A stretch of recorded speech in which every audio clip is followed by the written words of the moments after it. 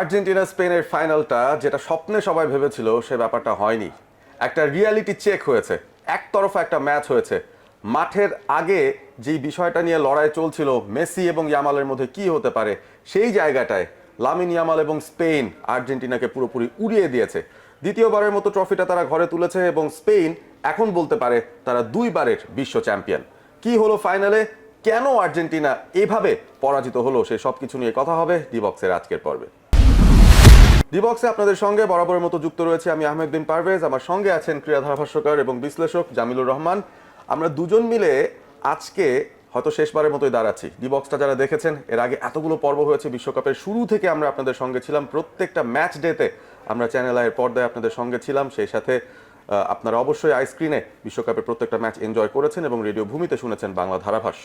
Final match, সেই ম্যাচের আগে একরকম, পরে একরকম চেহারা, ক্রন্দনরত মেসি এবং একেবারেই হৃদয় ভাঙা আর্জেন্টিনার ফ্যানদের অবস্থা।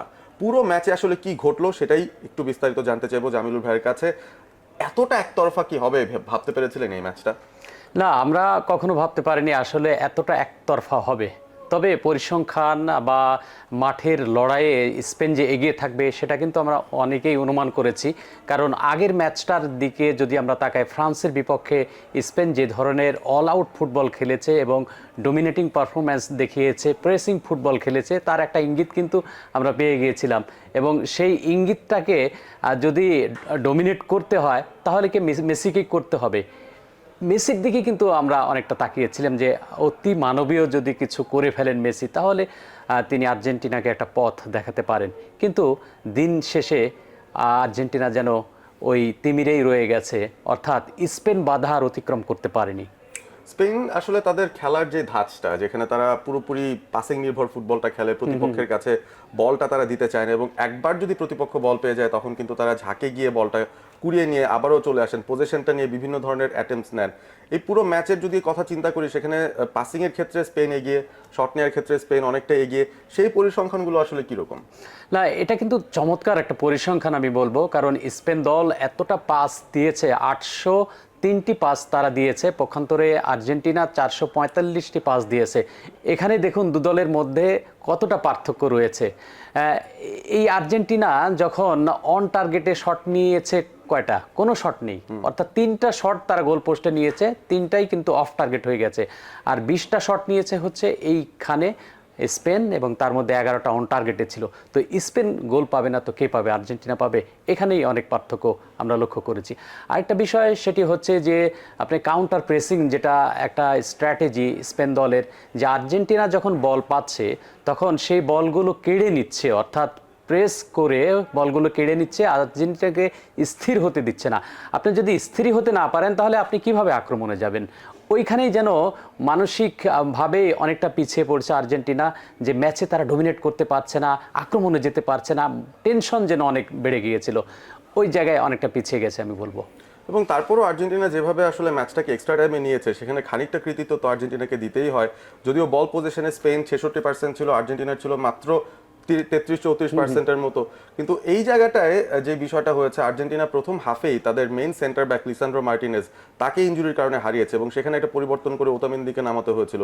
দ্বিতীয় অর্ধের শুরু থেকেই স্পেন তাদের আক্রমণের ধারা বজায় রেখেছে এবং এমি মার্টিনেজ, আর্জেন্টিনার বাজ পাখি, যিনি 2022-এ আর্জেন্টিনাকে শিরোপাটা জিততে সাহায্য করেছিলেন, তিনি যদি গোলবারের সামনে দারুণ পারফরমেন্সটা না দিতেন, 10টা সেভ যদি না করতেন, সেই ক্ষেত্রে হয়তো 90 মিনিটের ভেতরে স্পেন ম্যাচটা বের করে ফেলতো। তারপরও ম্যাচটা চলে গিয়েছিল ওই এক্সট্রা টাইমে। তবে সেটা যাওয়ার আগে তো নাটকীয়তা থাকেই, ফাইনাল মানে নাটকীয়তা, এবং সেখানে এনজো ফার্নান্ডেজ তিনি 2টো হলুদ খেয়ে শেষে একটা লাল কার্ড খেয়েছিলেন ওই ম্যাচের 93 মিনিট, এবং তারপর থেকে 10 জনের দলে পরিণত হয় আর্জেন্টিনা। 10 জনের আর্জেন্টিনা এক্সট্রা টাইমের পুরো 30 মিনিট, আপনার কি মনে হচ্ছিল যে তারা সার্ভাইভ করতে পারবে? না, আমার সেটা মনে হয়নি। মনে হচ্ছিল যে স্পেন তারা গোল পেয়ে যাবে, যে কোনো সময় পেয়ে যাবে, সেটাই সত্যি প্রমাণিত হয়েছে। আরেকটা বিষয় দেখুন না, স্পেন দল বিশেষ করে ক্যাপ্টেন রদ্রি, এরপরে পেদ্রো একেবারে ডিফেন্সে, এরপরে যদি ডান সাইডে বলি ওলমো এবং বাম সাইডে বায়ানা, তাদের মধ্যে যে সমন্বয়টা হয়েছিল যে আর্জেন্টিনাকে অর্থাৎ মেসিকে বল সাপ্লাইটা তারা দিতে দেবে না, এবং বল সাপ্লাই দিতে গেলে যে ধরনের লেন দরকার ওই লেনগুলো তারা ক্লোজ করে দিয়েছিল, এবং দুই উইং বলেন মাঝমাঠ বলেন কোথাও থেকে সেভাবে বলগুলো যাচ্ছিল না। যদিও বল তারা রিলিজ করছে কিন্তু সেই বলগুলো কিন্তু স্পেন দলের খেলোয়াড়াই নিয়ে নিয়ে প্রতি আক্রমণে যাওয়ার চেষ্টা করছে, যার কারণে মেসির দরজাটা ওইভাবে বন্ধ হয়ে গিয়েছিল।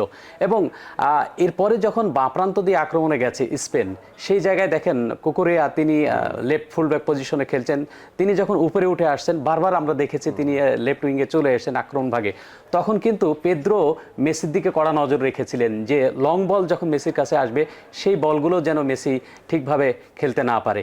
এটা একটা বিষয়। আরেকটা বিষয় হচ্ছে ডান প্রান্ত দিয়ে যেমন লামিনে ইয়ামাল তিনি অ্যাটাক করেছেন, লামিনে ইয়ামালের পেছনে ছিলেন ওলমো, ছিলেন তার পেছনে পেদ্রো ছিলেন, এই তিনজনের এই তিন ত্রয়ীর যে আক্রমণগুলো ছিল অসাধারণ, এবং এই আক্রমণগুলো সামলাতেই কিন্তু ট্যাগলিয়াফিকো তারপরে আপনার ম্যাক অ্যালিস্টার তারা হিমশিম খেয়েছে, এবং হিমশিম খেতে খেতে এমন অবস্থা হয়েছে যে একেবারে ক্লান্ত হয়ে গেছিল, শেষ মুহূর্তে এই ক্লান্তি ভর করেছে, যার কারণে স্পেন দল তাদের যেই অ্যাটাক জারি রেখেছিল এবং ফাইনালি একেবারে শেষ মুহূর্তে গিয়ে একটা গোল পেয়ে গেছে।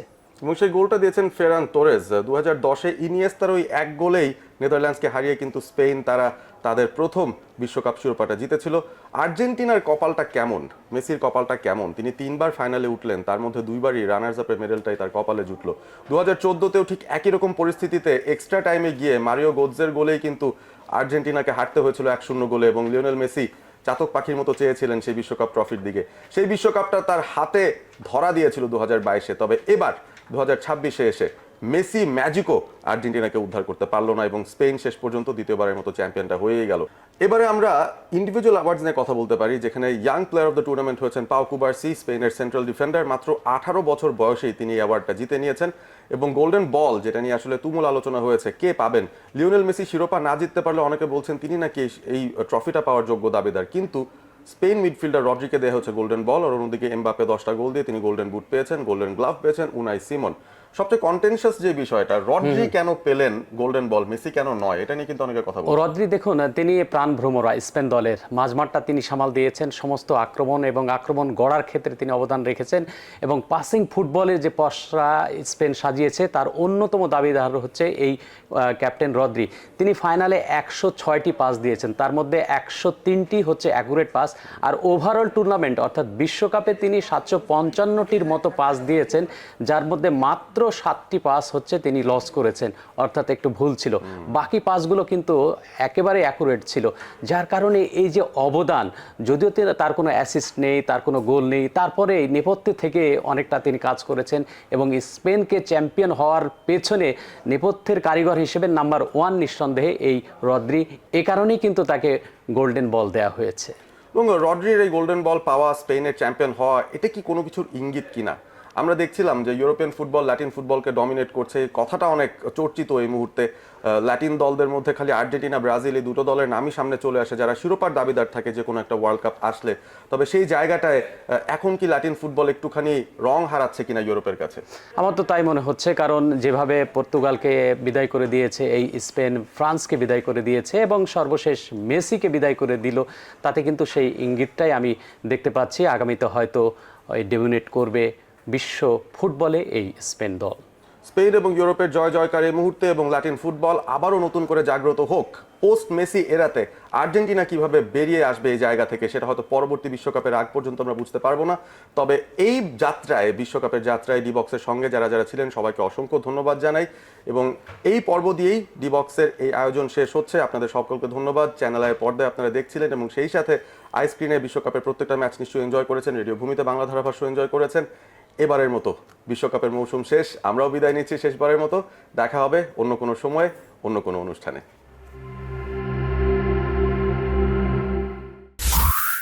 রেডিও ভূমি 92.8 FM।